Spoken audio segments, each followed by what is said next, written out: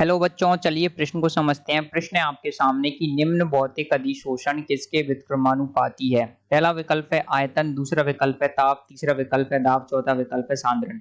तो आपको बताना है भौतिक अधिशोषण किसके व्युत्क्रमानुपाती होता है। तो इस प्रश्न की जो मुख्य अवधारणा है वो ये है कि आपको पता होना चाहिए भौतिक अधिशोषण के व्युत्क्रमानुपाती क्या होता है। तो आपको पता होना चाहिए भौतिक अधिशोषण का व्युत्क्रमानुपाती क्या होता है। तो व्युत्क्रमानुपाती का मतलब क्या रहता है, देखिए जो आपके भौतिक अधिशोषण है, व्युत्क्रमानुपाती का मतलब होता है कि उल्टा अनुपाती। भौतिक अधिशोषण किसके व्युत्क्रमानुपाती होता है, यानी कि भौतिक अधिशोषण समानुपाती है। भौतिक अधिशोषण समानुपाती है एक बटे किसके, आपके ये होता है। क्या हो जाता है कि जब भी भौतिक अधिशोषण क्या होता है, कम ताप पर संपन्न होता है। कम ताप पर संपन्न क्या होता है, क्योंकि इसके लिए क्या होता है, भौतिक अधिशोषण होता है आपके, वो होता है रिवर्सिबल।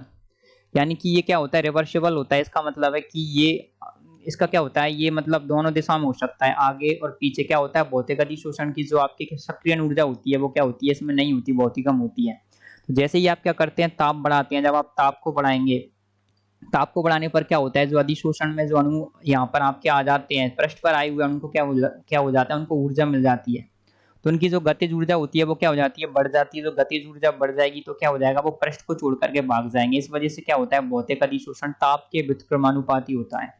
क्योंकि जैसे ही ताप बढ़ाओगे तो आप उनके जो अणु रहेंगे उनको गतिज ऊर्जा मिल जाएगी। गतिज ऊर्जा मिलती ही वो सतह को छोड़ करके भाग जाएंगे। अधिशोषण होता क्या है, जनरली अधिशोषण के अंदर क्या होता है, जो कुछ अणु होते हैं आपके, जो अणु होते हैं वो क्या होते हैं, आपकी जो सतह होती है, सतह के ऊपर क्या आ जाते हैं, इकट्ठा हो जाते हैं। तो इस वजह से क्या होता है, अधिशोषण होता है। तो अधिशोषण दो प्रकार का होता है, एक होता है भौतिक और एक होता है आपके रासायनिक।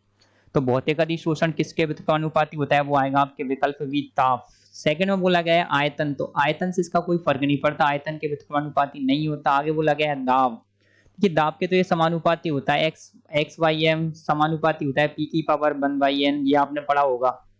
यदि शोषण की मात्रा समानुपाती होती है दाब की पावर 1/n के, जहां पर n का मान क्या होता है, एक से बड़ा होता है। तो यहाँ पर दाब से इसका कोई संबंध नहीं है। सांद्रण, सांद्रता से भी कोई, देखिए सांद्रता, सांद्रता के क्या होता है, ये समानुपाती होता है। देखिए x बाई एम, जो जब अधिशोषण जलीय जलीय अवस्था में होता है तो ये सांद्रता के समानुपाती होता है। तो सांद्रता के समानुपाती होता है। तो यहाँ पर पूछा गया था व्युत्क्रमानुपाती, तो भौतिक अधिशोषण किसके व्युत्क्रमानुपाती है, तो वो आएगा विकल्प बी, ताप। क्योंकि कम ताप पर भौतिक अधिशोषण होता है। जैसे ही आप ताप बढ़ा दोगे तो ये क्या हो जाएगा, कम होने लगेगा। तो इस आधार पर हमारा आंसर आएगा विकल्प बी, ताप। तो आशा करते हैं आपको प्रश्न का उत्तर समझ आया होगा। धन्यवाद।